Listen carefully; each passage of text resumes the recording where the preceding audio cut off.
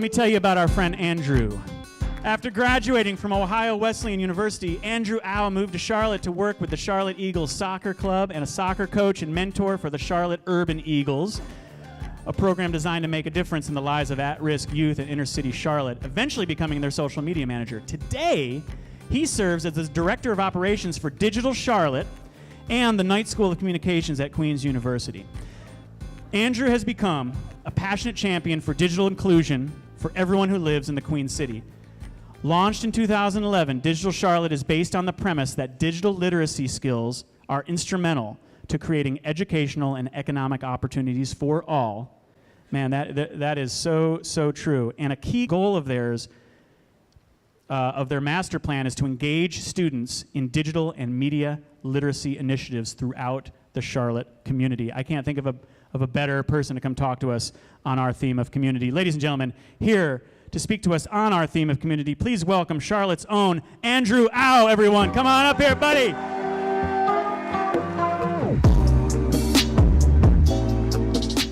Hello, Creative Mornings.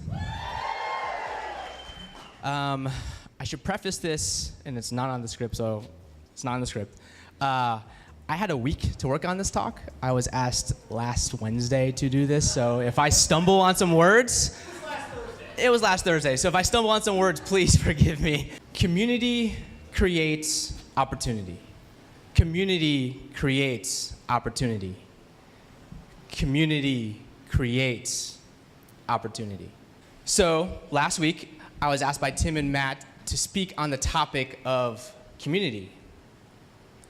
And when I started to think about the word community, it started to occur to me that sometimes community means opportunity. So for most of you, you have a community. It might be in real life, it might be online. Either way, chances are you have some sort of community. But it doesn't stop at a specific number. Your community continues to grow because of the chances you have to meet new people, to make new acquaintances, or just to connect with others. So I have an audience question for everyone. How many of you found out about Creative Mornings because of a friend in real life? Awesome. Now, how many of you found out about Creative Mornings online? Okay. Now, how many of you made a new friend or a new connection because of Creative Mornings? It's a lot of hands. Okay, so before I get too ahead of myself, let me reintroduce myself. Hello. My name is Andrew Au. Yes, it's pronounced ow, like when you hurt yourself. And I work for Digital Charlotte. Digital Charlotte is a project of the Knight School of Communication at the Queen's University of Charlotte, and we are supported by the Knight Foundation. So at Digital Charlotte, we work with organizations to empower them to provide digital inclusion resources to their communities. You might not know this, but 1 in 4 Mecklenburg County households do not have access to either the internet, a computer device, or the training to use either. With 20% of Mecklenburg County households in this digital divide, we at Digital Charlotte are working to provide them the digital inclusion resources to provide to their communities. So this includes our portable computer lab, where we check out laptops or iPads to those organizations to hold classes. This also includes helping them stand up digital inclusion classes and courses in their organizations and in their neighborhoods. And it also means that sometimes we just help them tell their story. We help them work to figure out their messaging, how they promote themselves, how to get the word out of what they do to their neighborhood and to their community. I've been at Digital Charlotte for just a little over 2 years now. And one of the things that I've learned is that community isn't built in real life anymore. Community is also built online. Actually, let me rephrase that. Opportunity isn't built in real life anymore. Opportunity is also built online. So I want to share with you 2 moments that kind of helped shape my belief about this, how community can create opportunities. So the first one requires some context. So, like Matt mentioned, before Digital Charlotte, I worked for the Charlotte Eagles, which is the former professional soccer team and also a Christian ministry organization. And I worked there from 2010 to 2014. I was in charge of the social media, but I also lived in an inner city refugee neighborhood called Birchcroft.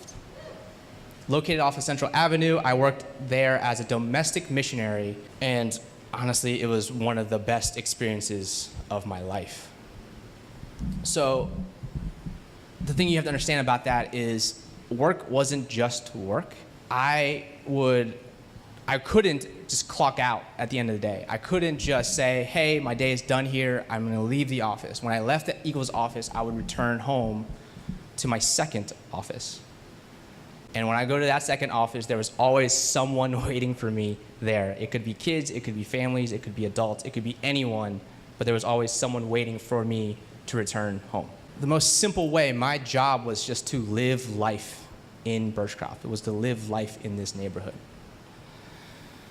I would have kids and families knocking on my door at all times of the day, asking me from anything ranging from homework help to installing their wireless router because they just got internet and they didn't know what to do with it. Living in Birchcroft showed me what living in community could look like. The residents there were mainly refugees that were just settling into America, and they were getting housing assistance with help from the government to live in Birchcroft. Kids from all different countries would just be outside playing all day, literally all day. When the sun went down, they would still be out there playing together. Kids would be watched by, people would help out each other because kids would need supervision and guidance because their parents were out at work and they'd be working 4 shifts, overnight jobs, and people would watch each other's kids. Neighbors would watch each other's kids. It wasn't unusual for me to get a knock on the door and just have kids smiling with plates of foods in their hands because their parents wanted to share some of their food with us because they knew of the work that we were doing. It was honestly one of the best times that I've had in my life, and honestly, when I think of the word community, I always think about my time living in Birchcroft. Okay, so that's some context. So after the Eagles, I actually ended up working at a coding boot camp here in Charlotte called Tech Talent South. At Tech Talent South, it was there where I was exposed to technology education, tech education, and it showed me, it helped me understand how technology could become a resource to help empower other people in their lives. And I could see that if people just gained the right skills and also knew the right people, that new opportunities would be there for them. Okay, so context over. Now to moment 1. At my time at Tech Talent South, we had a scholarship. We had a scholarship with a local digital development firm to offer admission to one of our web development courses. Enter Ali. I met Ali during my time with the Urban Eagles. Ali lived in just a neighboring apartment complex next door, but would always come around because we would always play soccer, and he would come around to play soccer with the other kids in the neighborhood. He was a bright student. He went to Myers Park because he lived in that zone. And he was also a really gifted soccer player. By the time I was at Tech Talent South, Ali was just finishing high school and was about to enter his freshman year at CPCC. The timing couldn't have been more perfect. I reached out to him about the scholarship, and he was so excited to hear about this opportunity. We went to interview him, and immediately after the interview, we knew immediately that we wanted him for the scholarship. Not only did the scholarship give attendance to one of our web development classes, but also gave a brand new MacBook Pro with it. Talk about just the resources that you can get with that opportunity. I honestly had never seen Ali smile so big. he was so excited and so grateful to be able to take part in everything. He wanted to do literally everything. We would go to tours of companies, we would meet people, we would have meetups, and he would have tried to attend everything that he could because he wanted to soak up as much as possible. He was a great student. He finished, he did well. That was close to 3 years ago. Now, Ali is enrolled at UNCC. He's on the path to getting his bachelor's in the data science program, and he's going to enroll in the master's data science program.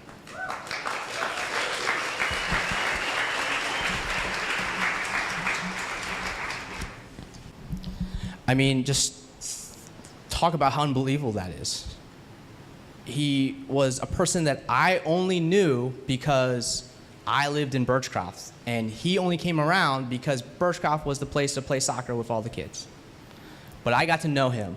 I got to meet him. I got to really just know who he was and understood that he had a little geeky side to him. And when this time came around, when I moved on to my next job, but I had this opportunity in place, I remembered Ali, and I was able to say, hey, Ali, let's meet up because I got this amazing thing that I need to tell you. If it wasn't for Birchcroft, if it wasn't for the community that I've created there and the community and the people that I met, I wouldn't have been able to offer them that scholarship. And to me, that is a perfect moment on how community creates opportunity.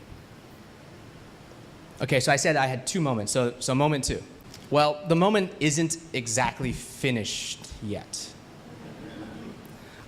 It comes pretty recently from my time at Digital Charlotte, so it's still kind of ongoing. This past spring at Digital Charlotte, we worked in our program accelerator with 5 different organizations to provide them digital basics training to their communities. Dottie was one of the students at the trainings.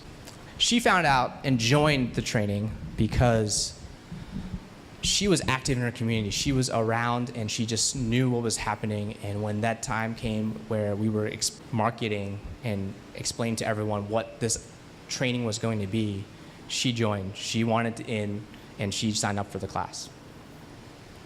For the 6 weeks of class, Dottie was a great student. She was an active participant. She asked questions, and she also helped out her fellow classmates. Dottie was so great that after the conclusion of our training, she was actually selected by a national organization for another training. But the difference here was that this wasn't a training for digital basics.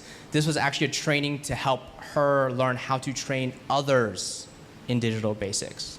That was all last spring. Fast forward to the present. Dottie finished her training with us. She finished her training with them. She actually ran a program of digital basics with that national organization.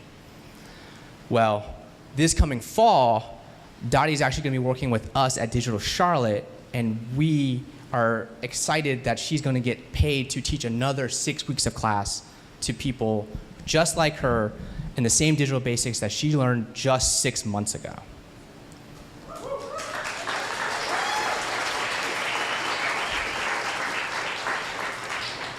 Like I said, the second moment's still ongoing, right? Like it's still coming up this fall, but you can already see how powerful community can be when it can create opportunities like that. Her involvement in her community, her activeness in her community is what led her to find out about the original class, the one that she was going to be receiving. And now she has gone to a place where she is now teaching others the same things. I mean, that's like empowerment. Let's step back. In the beginning, I said the 3 words, community creates opportunity. Like I said before, community and opportunity aren't just created in real life anymore. They're not built in real life anymore. They're also built online. Technology is touching and permeating in every aspect of our life. From catching a ride on the bus, applying for jobs, medical care, even ordering food. Technology plays a big part in every aspect of how we live. So then let me ask you, how has technology impacted your community and your opportunities? I mean, think about it. Either online or in real life, were you ever introduced to someone? Did you ever pick someone's brain? Learned a new skill? Maybe even got a new job because of your community and really because of your opportunity. It's these type of questions that make me realize that there's still a population out in Charlotte that are underserved and underdeveloped because they need that community. They need those opportunities. I know there's a person right now outside these walls that needs a chance to gain that broader community. They need that opportunity to meet people and just be introduced to a whole new world that they don't know yet. So, to everyone here, to Creative Mornings, the last question I'm going to ask you, how are we creating opportunities for our community? Thank you.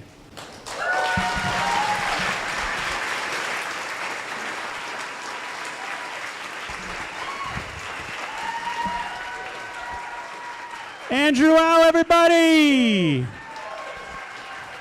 Andrew, thank you, man. Beautiful. I think we probably have time for like one or two questions. If anyone has any questions for Andrew before we split. Any questions at all? How do you put hardware, like laptops, in the hands of people that need them? How do I put hardware in the hands of the people that need them? So at Digital Charlotte, we work with a bunch of different organizations. It's not a one-stop shop for everything. There are actually organizations in Charlotte and around the state, actually, that focus on refurbished hardware, where they are reaching out now to corporations and big businesses and companies that have to refresh their laptops every 3 years or so, every cycle.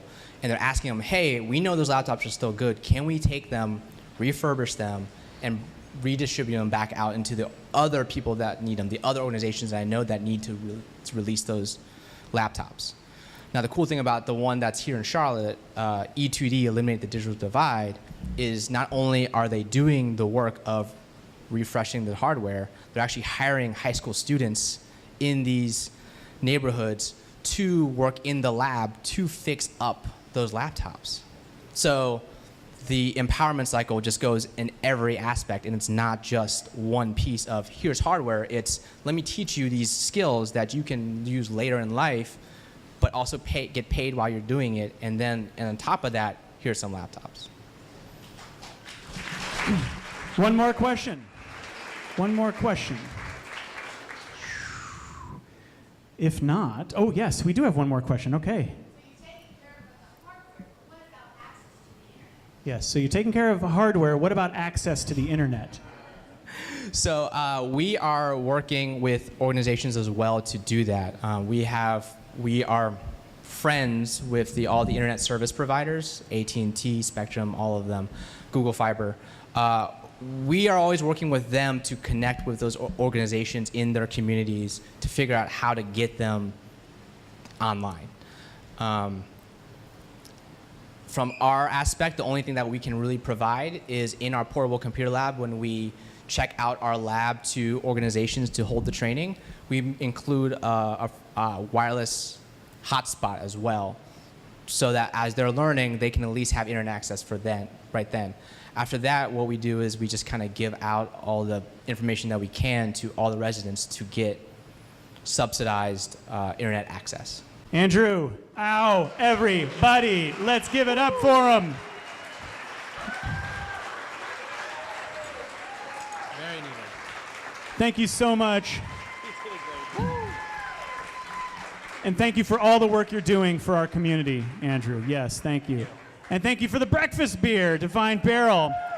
Now, we want you all to join us next month on September 7th. We're going to be back at the Fillmore. We're going to be exploring the theme of chaos. I don't know if that resonates with anyone. It certainly does for me. And the one, the only Chris Elmore, one of the founders of Avid Exchange, is going to be our speaker. So do not miss it. It's going to be an amazing morning. We love you guys, and we'll see you next month. Thank you, Charlotte.